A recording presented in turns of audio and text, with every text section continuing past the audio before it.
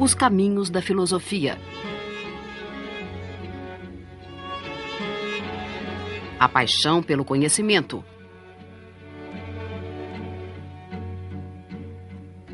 Com Renato Janine Ribeiro. Vamos tentar, sobretudo, definir o que seria a filosofia em face de outras áreas que também lidam com o saber, com o conhecimento. E a grande diferença que se coloca, quando nós colocamos a questão da filosofia, é entre a filosofia e a ciência. A filosofia é um pensamento basicamente racional. Mas mais nada é um pensamento. A ciência também é um pensamento, ou as ciências são pensamentos. O que será a diferença, então? Podemos até colocar a pergunta um pouco mais complexa, um pouco mais rica, e lembrar que a maior parte das ciências nasceram no âmbito da filosofia. Por exemplo, se pensarmos só os tempos modernos, levando em conta que o que chamamos de ciências começa com a grande exceção, e quase única, da geometria e da matemática em geral, mas sobretudo da geometria, que vem da antiguidade. As outras ciências, praticamente todas, começam a partir do século XVI e, sobretudo, XVII. Quer dizer, as ciências que conhecemos, a física, nascendo no século XVII, a química no XVIII, a biologia também por aí, a sociologia no XIX, as ciências são obras da modernidade, são produtos da modernidade. E elas todas foram nascendo no âmbito da filosofia. Os filósofos do século XVII, Descartes, Spinoza, o próprio Thomas Hobbes, a quem eu dediquei algum trabalho, foram também físicos. A física era algo que era feito por eles. Alguma dessa física hoje sou estranha. Mas a grande questão hobbesiana de Thomas Hobbes, era provar a quadratura do círculo. O que não soa hoje um pouco esquisito, mas que pode ser lido de outra forma, como dizendo que π seria comensurável, não seria um número irracional. Ou seja, que o lado, vamos dizer, o diâmetro do círculo e a circunferência seriam comensuráveis. Coisa que qualquer um de nós aprende já nos primeiros anos de estudo, que não é verdade, que não é impossível. A gente começa a fazer aquela divisão de π3, 14, 15, etc. Isso nunca termina. Hobbes achava que deveria terminar. Há uma explicação técnica que eu vou poupar a vocês, mas, enfim, é uma discussão... Não, então não vou poupar. A explicação técnica o círculo é uma construção humana, é uma construção artificial. Se ele é uma construção artificial, como todas as outras figuras da geometria, ele não pode ser contraditório consigo próprio, não pode ser inconsistente. Será inconsistente o círculo se, vamos dizer, o diâmetro e a circunferência forem incomensuráveis, se um não seguir a mesma medida que o outro. Portanto, tem que ser comensuráveis, portanto, a conta teria que chegar a um resultado final, o que não chega, o que não dá certo. Então, nós temos essa discussão importante em que autores que às vezes ficaram conhecidos na filosofia por outro lado, por exemplo, Thomas Hobbes é conhecido pela filosofia política, não pela sua física. Descartes é conhecido mais pela dúvida, pela meditação, pelo discurso do método, do que pela sua física. No entanto, esses autores todos tiveram uma contribuição muito importante na gestação das ciências, sobretudo dessa primeira grande ciência moderna, que é a física. Ora, isso vai trazer outras derivações. No século XIX, a sociologia vai nascer da filosofia. Se pegamos Augusto Comte, por exemplo, ele é um filósofo e é também, provavelmente, o criador da sociologia. Então, por um lado, a filosofia funciona como uma espécie de porta de origem de várias ciências. Por outro lado, essas ciências se caracterizam por traços são totalmente diferentes e conflitantes com o que chamamos de filosofia, pelo menos hoje. Eu vou desenvolver isso, mas só para colocar de início. Uma ciência, de modo geral, se procura, não digo exatamente refutar o que há antes, porque é um pouco complicado refutar. Aliás, refutar talvez não seja tão complicado, porque é difícil você provar que algo é verdade. A ciência hoje praticamente desistiu de provar que alguma tese é verdadeira. O máximo que ela pode enunciar é que uma tese pode ser refutada em determinadas condições. Mas afirmar que uma tese é verdadeira, provar a verdade dela, é uma coisa tão provisória que não é uma prova. Nós lidamos, então, com o último resultado online, poderíamos dizer, de uma determinada pesquisa, ou com os últimos resultados, até mesmo conflitantes entre si. Mas uma prova de verdade, uma prova que tem uma consistência maior, o cientista praticamente desistiu disso. Ele sabe que outras interpretações, outras leituras mais acuradas poderão vir à luz. Então, nesse sentido, há na ciência uma importância muito grande do último resultado, ainda que esse seja provisório. Isso nós notamos na importância extraordinária que tem nas ciências os periódicos, revistas científicas, journals, nascem e crescem com uma velocidade enorme. São milhares os periódicos científicos em inglês hoje de alto nível. Se vocês entram num portal de periódicos de uma universidade americana ou que a CAPES disponibiliza no Brasil, vocês veem que são 6, 7 mil periódicos de qualidade. E esses periódicos estão renovando o tempo todo a informação. Em filosofia, você praticamente não tem isso. Se for ver a importância da publicação periódica, imediata, recente, na filosofia e na ciência, é totalmente diferente. Na filosofia, ao contrário. Para nós interessam, em grande medida, os clássicos. Nós, então, estamos lidando com um corpus de autores que se inicia 2.500 anos atrás, que continua válido. Claro que esses autores mudam um pouco de figura. Há autores que desapareceram por uma época, que ressurgiram.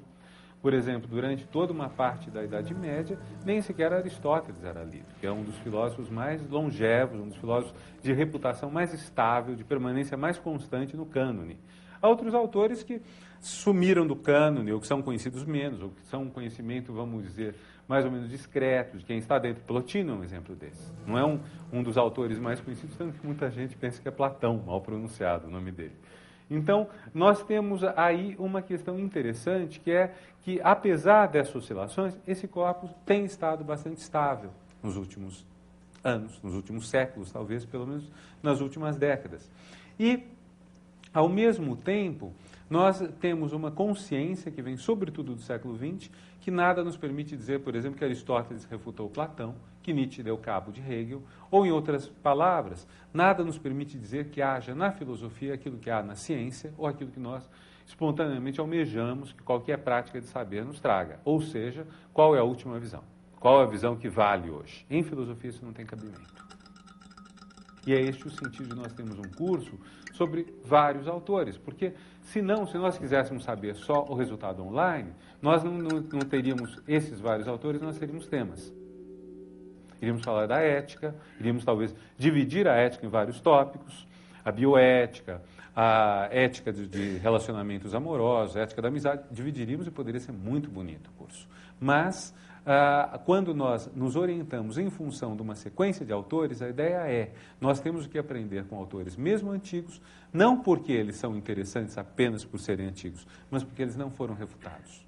Alguém pode sair daqui platônico, ou plotiniano, ou aristotélico. Isso pode soar estranho, mas é da natureza do trabalho que estamos fazendo. Quer dizer, é algo irredutível. Talvez isso a gente possa dizer sendo a diferença entre humanidades e ciência. A filosofia tem, sim, uma série de pontos em comum com a ciência. Antes de mais nada, seus procedimentos são racionais, o mais das vezes. O mais das vezes, a filosofia opera, então, com a razão. A razão é algo que é definido de maneira diferente conforme os autores. Alguns autores, na modernidade, vão definir a razão como cálculo.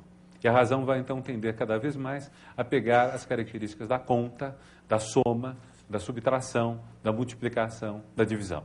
Alguns consideram que essa característica da razão como conta é uma diminuição da razão, ou uma diminuição do pensamento. Perde-se com isso alguma coisa do que ele teria de forte. Heidegger, por exemplo, vai insistir que pensar, isso ele fala no livro, o que se chama pensar? Veja já o título, que é um título que lança uma certa ambiguidade, quer dizer, o que significa pensar, o que se chama pensar, não é algo que nós possamos definir de uma vez só. E a definição dele vai ser, em larga medida, negativa. Pensar é mais do que a razão. Pensar não é apenas raciocinar. Pensar não é apenas calcular.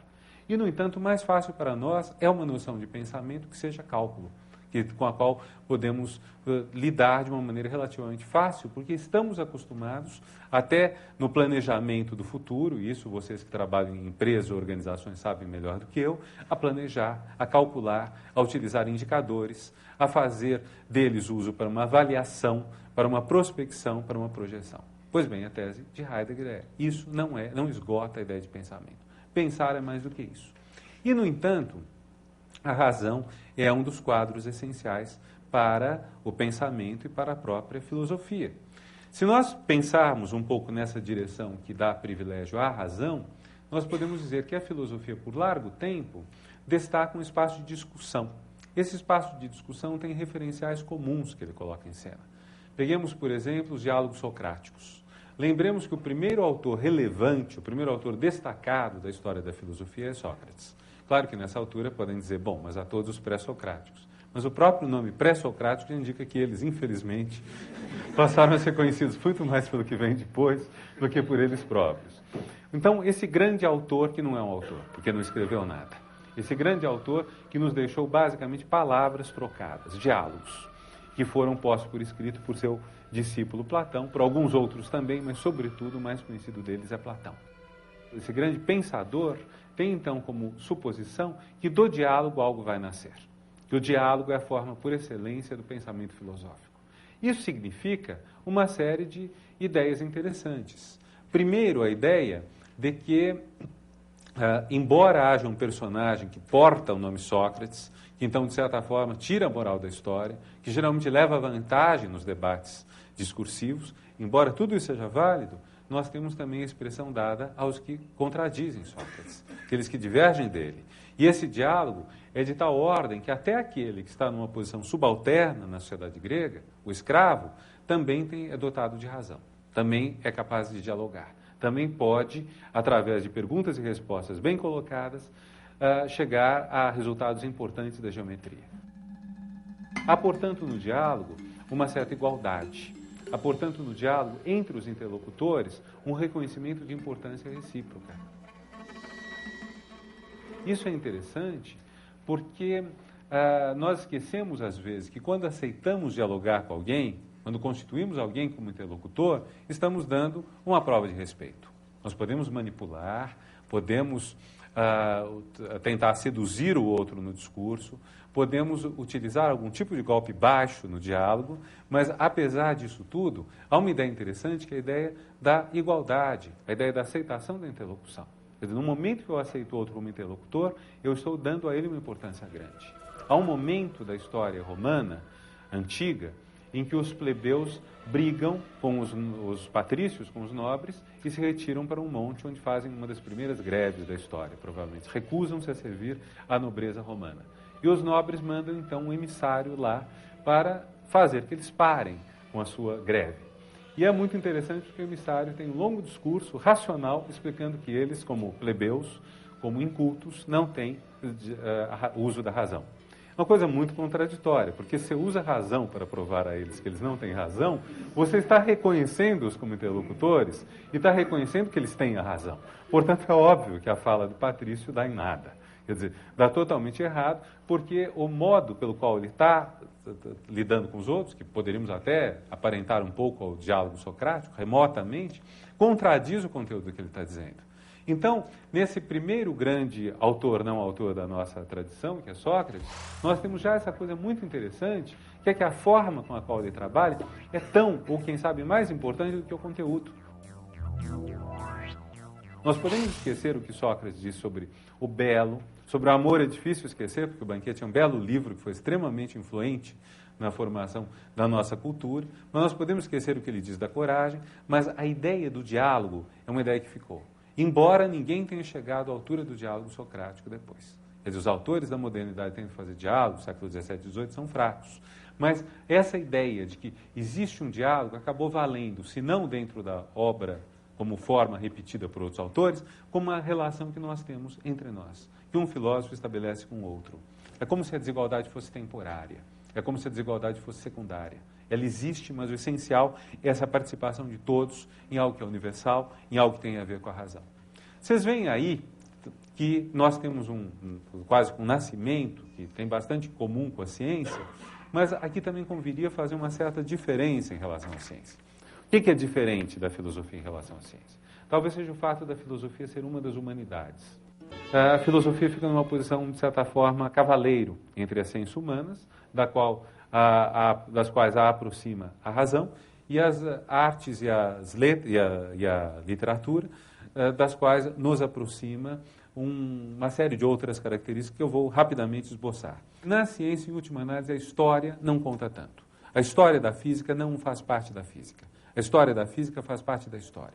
O mesmo vale para as artes. Por mais importante que seja o fazer atual das artes ou da literatura, ele supõe, e hoje, no mundo pós-moderno, em larga medida, a história da disciplina. Se nós não conhecemos bem a história da arte, a história da literatura, nós estaremos desvalidos, de certa forma. Isso vale para a filosofia. É nesse sentido que Aristóteles continua vivo, Platão, Maquiavel, e que nós podemos perfeitamente fazer uso deles e ter um papel importante nisso. Então não há refutação.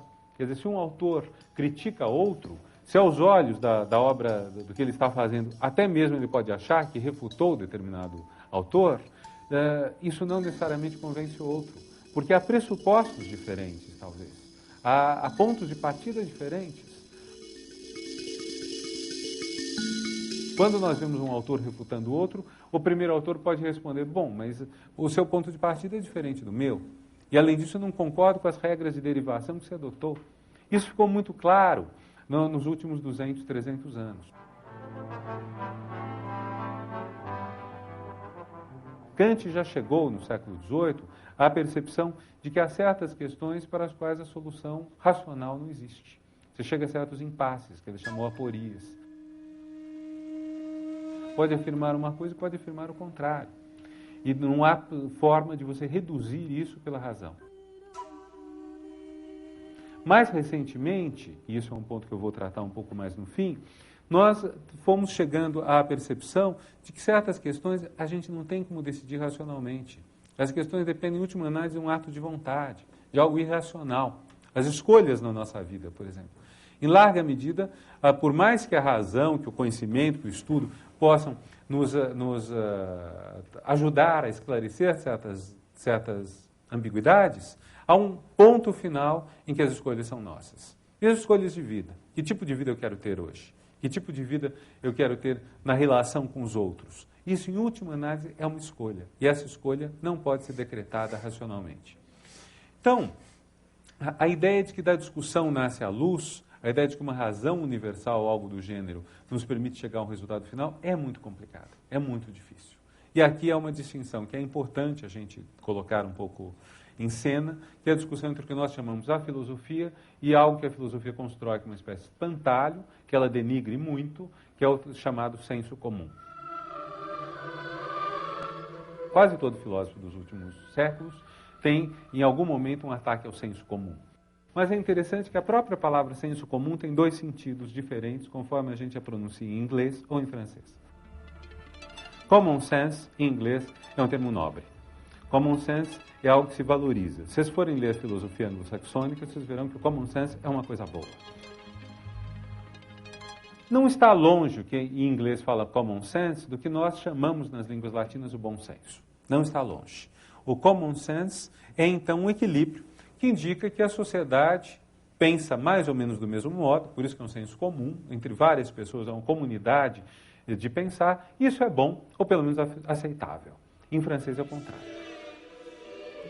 Em francês, o sens commun, o senso comum, e nas línguas latinas também, o senso comum é o lugar do erro. Existe muito erro por aí, e ele se contrapõe exatamente ao bom senso. Eu diria, o common sense em inglês é prático, o senso comum em francês é teórico.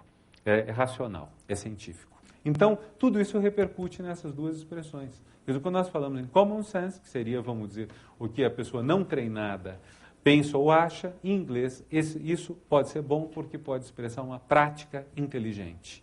Em francês, isso será ruim porque expressa uma teoria que se ignora. Ao mesmo tempo, esse mal-entendido ou divergência é luminoso, ele é interessante. Talvez valha a pena a gente referir um episódio interessante de alguns anos atrás a um autor americano, é um físico chamado Alan Sokal.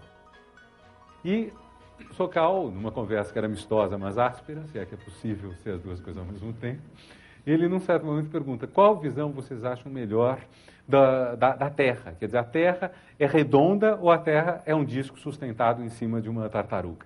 E a resposta que foi dada a ele eu achei fabulosa. Alguém disse, mas esses dois discursos não falam da mesma coisa. E é esse o ponto de que os discursos, às vezes, são irredutíveis um ao outro. Ninguém quem que diz que a Terra é um disco em cima de uma tartaruga? São povos pré-modernos. Nenhum deles está pretendendo lançar uma aeronave no espaço, nenhum deles está pretendendo a circunnavegação do globo, nenhum deles está pretendendo algo que é o que a ciência moderna vai escorar, ou seja, um conhecimento das coisas como são com vistas a agir sobre as coisas. o tipo de ação, ou melhor, o tipo de ação que alguém que acredita na tartaruga, segurando o universo e causando por isso os terremotos quando ela oscila um pouco, quem acredita nisso é porque, se ele quer intervir no universo, vai ser pelo que nós chamamos de práticas mágicas. Então, não se está falando da mesma coisa. Se eu disser que a leitura da Terra redonda é mais acurada em função de determinados critérios que nós esperamos, que nós valorizamos. Mas o índio ou o outro povo que acredita numa outra visão do universo, para os objetivos dele, provavelmente a sua leitura é mais acurada. Se você introduzir esse mundo desencantado da Terra redonda, da latitude, da longitude, etc., você inviabiliza a magia dele, o que talvez seja uma magia eficaz, além do mais. Então, quer dizer, é muito difícil nós estabelecermos qual discurso será superior ao outro. Há uma ideia forte de constituir valores universais. Vamos dizer, talvez uma mudança importante dos valores universais no século XX tenha sido que se parou de pensar que os valores universais estão no começo, estão no ponto de partida, e se começou a pensar que eles podem estar no ponto de chegada. Então, é uma mudança fantástica. Quer dizer, digamos, para muitos autores pré-século XX, talvez para Sócrates e Platão, não tenho certeza, certamente para vários pensadores do século XVII e XVIII, a razão é algo universal. Se não é dada a todos, imediatamente, ela seria potencialmente dada a todos. Quer dizer, aqueles que não a têm é porque não tiveram educação adequada, ou porque são loucos, ou porque são crianças, ou porque têm alguma deficiência que os impede de chegar à razão, a condição servil, a condição feminina, a histeria. Esta visão, que eu estou assim esboçando rapidamente, acaba trazendo um resultado também, que é o do estabelecimento dos que têm razão e daqueles que não têm, daquelas culturas que talvez não façam parte da razão, ainda não fazem parte. Quando nós falamos de pensamento primitivo, aliás, quando Lévi-Brühl, no começo do século XX, fala em mentalidade primitiva, vejam o termo, não é nem pensamento, é mentalidade, é uma coisa tosca. E a primitiva, que é um termo depreciativo. Veja que Lévi-Strauss, que tem com Lévi-Brühl metade do nome em comum, quando ele escreve um livro para tratar de um assunto parecido, ele chama de O Pensamento Selvagem. Mentalidade ele transforma em pensamento, dá uma ascensão, e primitivo ele transforma em selvagem, que é também uma valorização.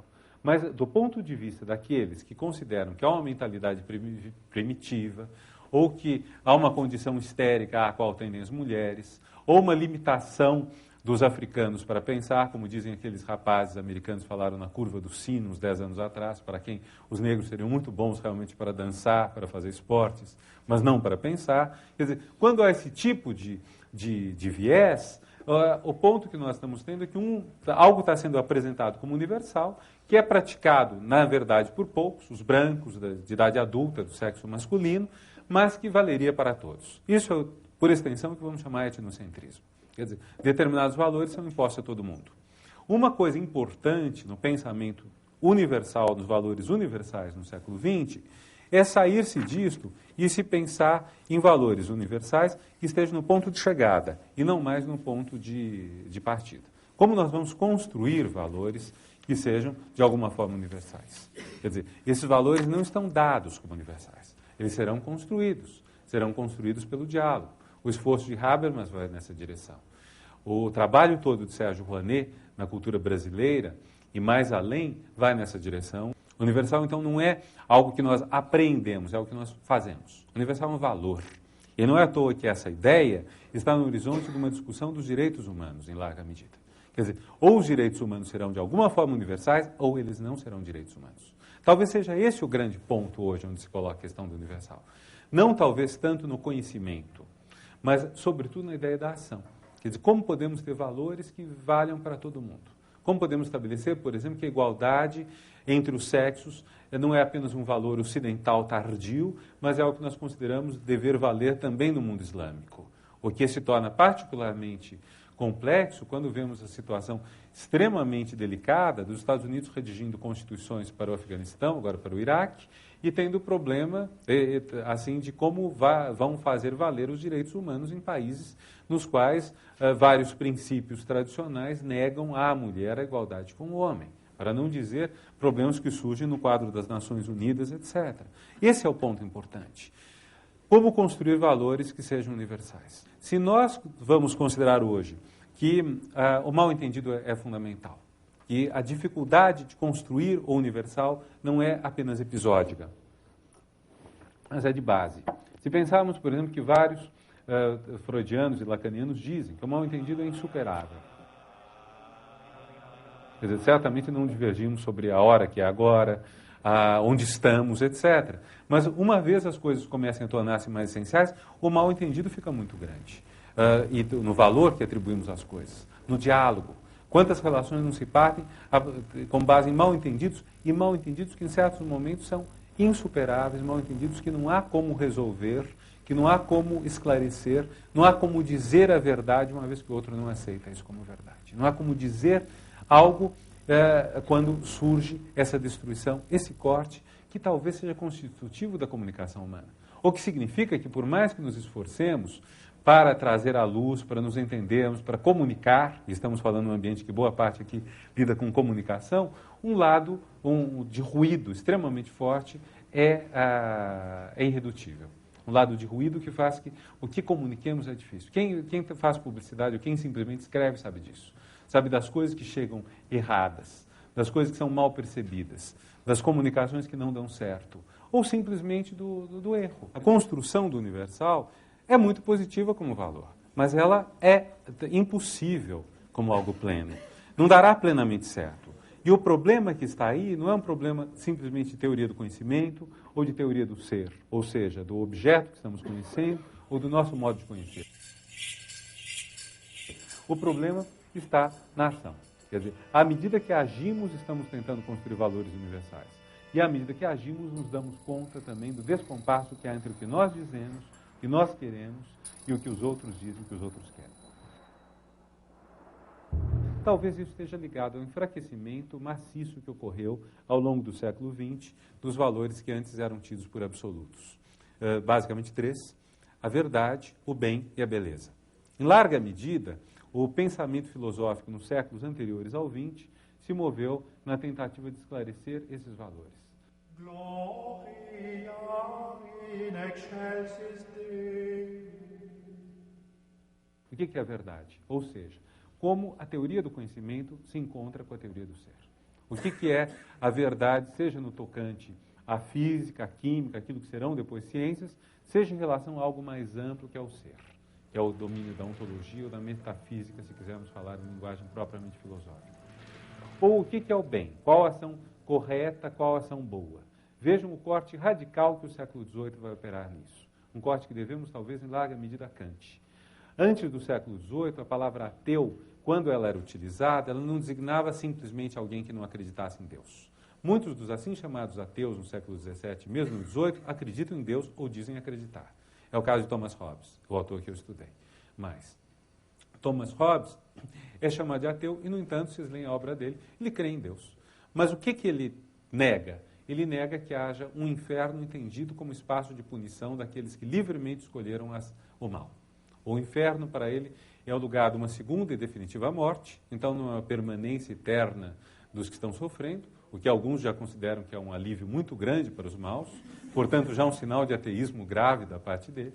E, além disso, os que vão para o inferno, os que sofrerão a segunda e definitiva morte, sofrerão isso, não porque eles escolheram livremente o mal, uma vez que para Hobbes não há livre-arbítrio, mas porque eles foram determinados desde toda a eternidade a agir daquele modo. Então ninguém é culpado, não há culpa.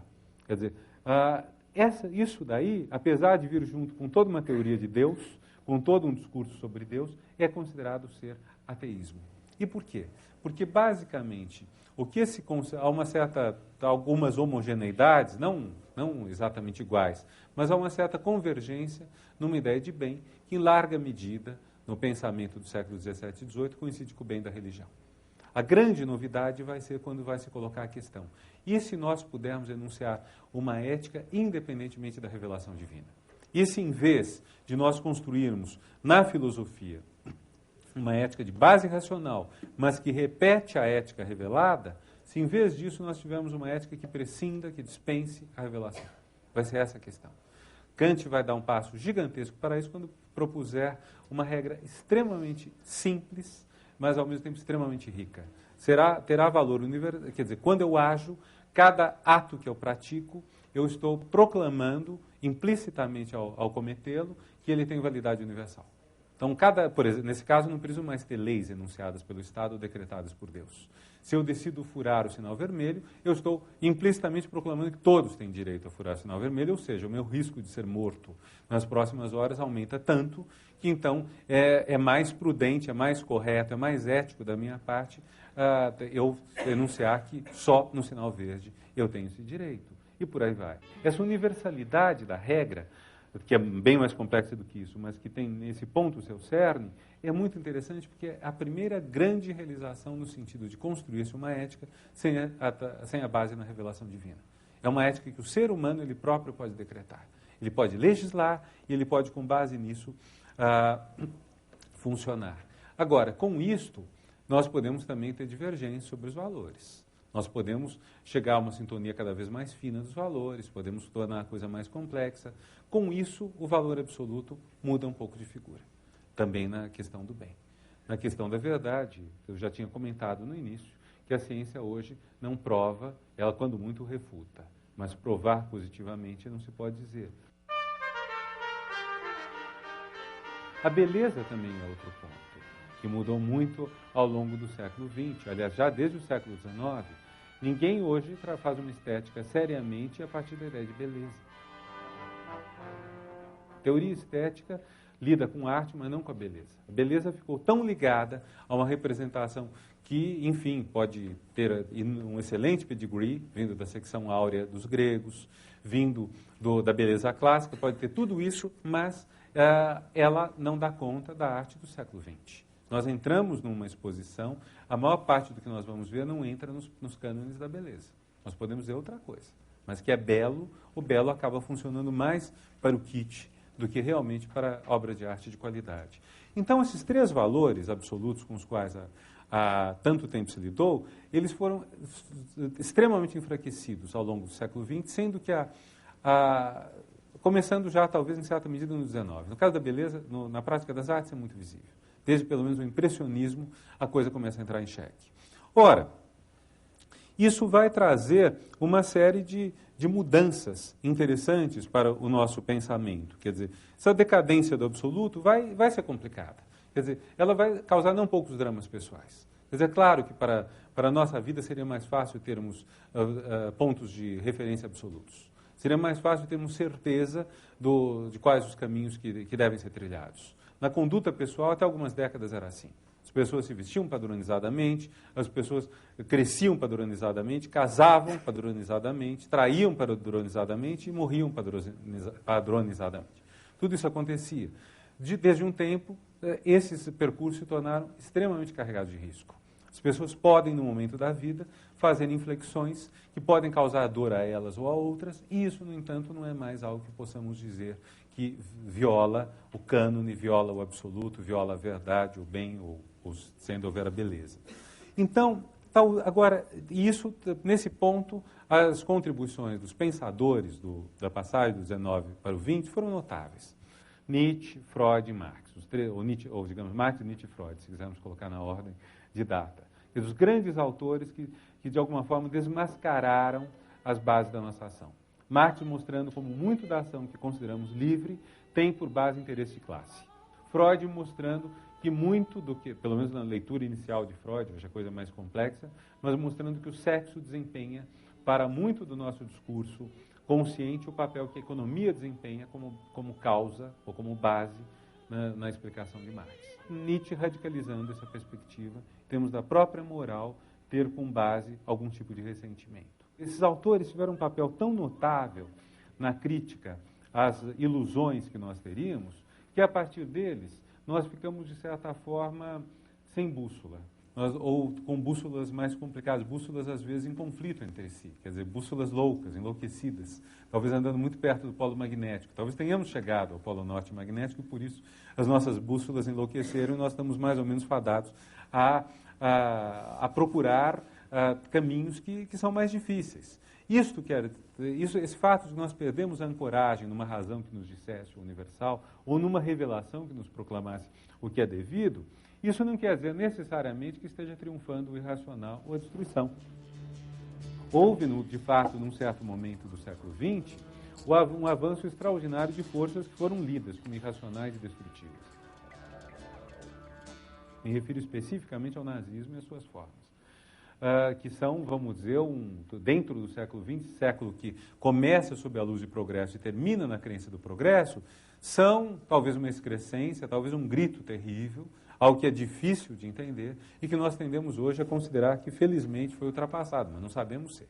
Até porque muito desse horror graça em partes do mundo. Graçou na África, esteve presente ou está ainda nos Balcãs, em muitas partes esse horror esteve ou está presente e às vezes Auschwitz entra na casa da gente. Às vezes o horror passa a estar na relação com as pessoas mais próximas. Apesar disso tudo, o que nós passamos a ter de importante nessa ideia da essa ideia de que os valores absolutos foram se enfraquecendo, é uma certa ideia que aparece já em Nietzsche, que é um excesso da vida sobre a teoria. É como se a vida tivesse sempre um superávit em face da teoria. A teoria não dá conta dela. Ou que a ação tenha um excesso sobre os condicionantes.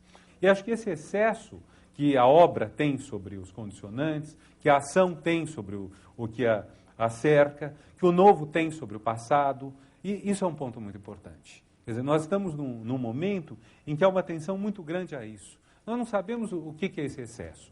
Se esse excesso é porque nós não conseguimos explicar, porque o nosso conhecimento é limitado, então, uma hipótese, tudo é causado por algo, só que nós não conseguimos entender quais são as causas. Então, um autor que escreve algo, alguém que age, existem causas. Se eu, de repente, tenho um destempero, ou qualquer um de nós tem, de preferência não aqui, quer dizer, se alguém tem uma coisa dessas, pode ser que haja causas que não estejam ao alcance de nosso conhecimento, mas que existam. Isso é uma hipótese. Mas há também a hipótese de que certas ações extrapolem, excedam as causas delas. Nós não sabemos. Mas o importante é que nós temos que estar muito atentos a essa extrapolação, que é outra forma de dizer o mal entendido. Que é outra forma de dizer que o entendimento não dá conta disso tudo. A filosofia lida com duas dimensões essenciais. Digamos, quando se fala em filosofia, se pensa de um lado o conhecimento, de outro lado a ação. Então, é uma tradição distinguir. Digamos, o ser, o que é, está ligado estreitamente ao conhecimento. A teoria do conhecimento pode ter vários nomes, pode ser ciência, pode ser gnoseologia, pode abrir espaço para as teorias das ciências, epistemologias. A teoria do ser pode ser a ontologia, pode ser a metafísica, mas essa é uma certa vertente, vamos dizer, da filosofia. Outra vertente é da ação. A vertente da ação vai ter como seus lugares principais a ética, e a teoria da ação geralmente individual, e a política, que é uma teoria da ação geralmente coletiva.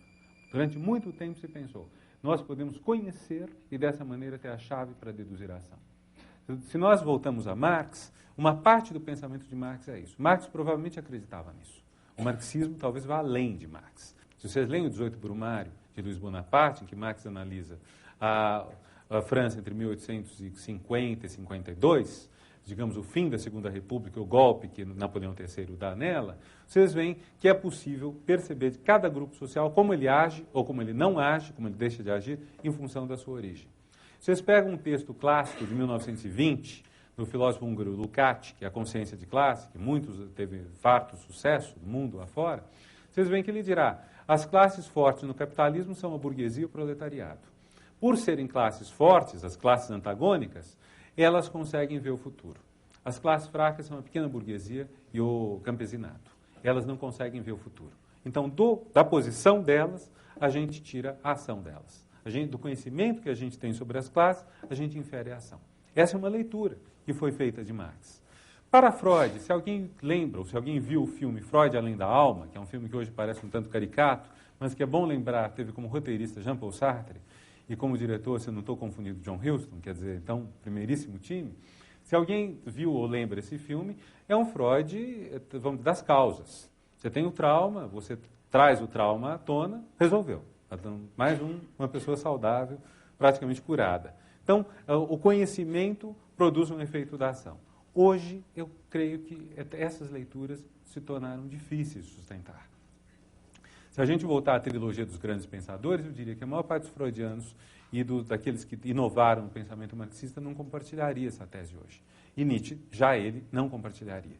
Ou seja, se nós quisermos pegar os três grandes pensadores que puseram o pensamento em xeque, nós vemos que nem mesmo a partir dele, que não é mais possível validar o conhecimento como chave para a ação. Não é mais possível fazer uma grande teoria do conhecimento, das posições do conhecimento sobre nós, e dizer, nossa ação decorre disso. Nossa ação passa a ter, então, um elemento, de certa forma, obscuro. Talvez a grande questão filosófica hoje seja o agir. Seja o agir político, o agir ético, o agir inovador, o agir criador. E talvez por isso a gente possa fechar com um pensador improvável, que é Maquiavel. Um pensador moral. Chamar Maquiavel de pensador moral é muito improvável, muito esquisito, porque ele aparece como um grande pensador amoral. Há uma peça que eu gosto muito, que é do Christopher Marlowe, chama-se O Judeu de Malta. É uma peça do final do século XVI, uma peça inglesa. O Judeu de Malta é um personagem que é uma encarnação do fofoqueiro, do intrigante, porque em Malta, disputada entre turcos e cristãos, ele faz intrigas de um contra os outros, até que os dois chegam a um acordo que é exterminado. É o ponto comum, vamos dizer, somos inimigos, mas ele é pior do que nós todos. Mas é interessante o prólogo, que aparentemente não tem nada a ver com isso, em que alguém vem à cena e diz: dizem que Maquiavel atravessou os Alpes e chegou aqui. Maquiavel é uma brincadeira entre o Maquia, a forma escocesa que indica filho, e evil, o mal. É como o trocadilho nosso seria Malquiavel, o Demo Júnior, uma coisa assim. Dizem que Malquiavel chegou aqui ao Brasil. Então é uma coisa muito interessante, porque vocês têm esse pensador que foi constituído ao longo dos séculos, durante quase 500 anos, durante 400 e tantos anos, como pensador do mal.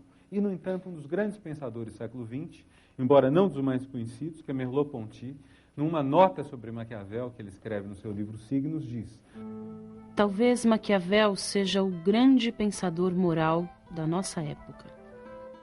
Por quê? Porque Maquiavel coloca algumas questões que são decisivas para a moral. Primeira, a escolha. Você, como Maquiavel, é obrigado a escolher sem ter que simplesmente comprar uma escolha pronta. Nós não temos mais hoje regras definidas, não sabemos mais qual o caminho exatamente a trilhar. Os códigos e as leis definem apenas códigos e leis, não definem a conduta ética. Então, o que é uma ação ética hoje? É uma ação que exige, primeiro, que nós escolhamos envolvendo nossa própria responsabilidade. Quando eu ajo, eu tenho que pensar qual o resultado da minha ação. É muito fácil dizer, por exemplo, devemos dizer a verdade sempre. Agora, e se dizer a verdade causar uma dor enorme a alguém sem nenhuma necessidade? É complicado. Agora, então pode ser que mentir seja mais válido, mas e se se nós temos uma relação na qual é importante dizer a verdade, uma relação na qual é fundamental que tudo seja dito para justamente construir uma relação de qualidade melhor. O que acontece mais nas relações mais íntimas e, sobretudo, quando queremos que elas vão para frente. Então, não existe aí mais uma regra pré-determinada. Depende muito do que está presente entre as pessoas, do que vale entre elas. Maquiavel tem esse lado que nos parece, ou que pareceu a fonte da imoralidade a ele atribuída, que é a insegurança do agir. A insegurança do quadro em torno. Maquiavel não propunha que todo mundo fizesse o que melhor lhe parecesse. Ele escreveu para o príncipe. O príncipe que não tem uma rede de proteção, o príncipe que não tem garantia do resultado dos seus atos, o príncipe pode eventualmente agir fora do cânone, fora da lei. Mas isso porque ele está salvando a sua pátria. E eventualmente manter a palavra dada pode destruí-la. Isso vale para o príncipe, diz Maquiavel. Agora, o príncipe tem um resultado que ele é altamente ético. É o resultado de que ele arca com as consequências dos atos. O interessante, eu diria, é que, de certa forma, nós estamos, como indivíduos, cada vez mais nessa posição do príncipe de Maquiavel. O nosso mundo perdeu muito dos sustentáculos de segurança nos quais ele se baseava. Quer dizer, nosso mundo é esse, é o mundo da diversidade, de uma diversidade muitas vezes sem hierarquia, chamemos isso democracia às vezes, chamemos isso caos às vezes, fiquemos contentes com isso porque nos dá maior liberdade, fiquemos apreensivos porque isso nos deixa em chão ensaboado, isso nos pode dar maior chance de encontrar a felicidade do que em épocas nas quais cada um de nós tinha já os modelos em pequeno número entre os quais escolher, ser chefe de família, ser padre, ser militar, poucos elencos, vamos dizer, para um homem, ou para a mulher também poucos, temos mais possibilidades de encontrar nosso caminho e temos um preço mais alto também a pagar, possivelmente, porque a chance de dar errado é extraordinária. Mas, de qualquer forma, acho que isso é uma ilustração do que significa a maneira como hoje a filosofia se apresenta. Este curso, se fosse dado há 50 ou 100 anos atrás, provavelmente seria um curso que mostraria o progresso da filosofia chegando ao seu último momento. Então, o interesse em ler Aristóteles, Platão, etc., seria um interesse genuíno, mas seria um interesse interna corporis. Seria um interesse que, de forma alguma, diria, eles são válidos. Hoje, nós não podemos ler a filosofia sem pensar nessa irredutibilidade. E esse é o ponto interessante, porque eu creio que todos vocês têm uma formação científica em maior ou menor grau. Eu acho que é interessante, então, levar em conta que vocês vão estar em contato com um pensamento que é altamente racional, mas que não compartilha com a ciência essa ideia de que, de alguma forma, nós cheguemos a um resultado, a uma conclusão, a uma consequência, a um acordo, a nada disso.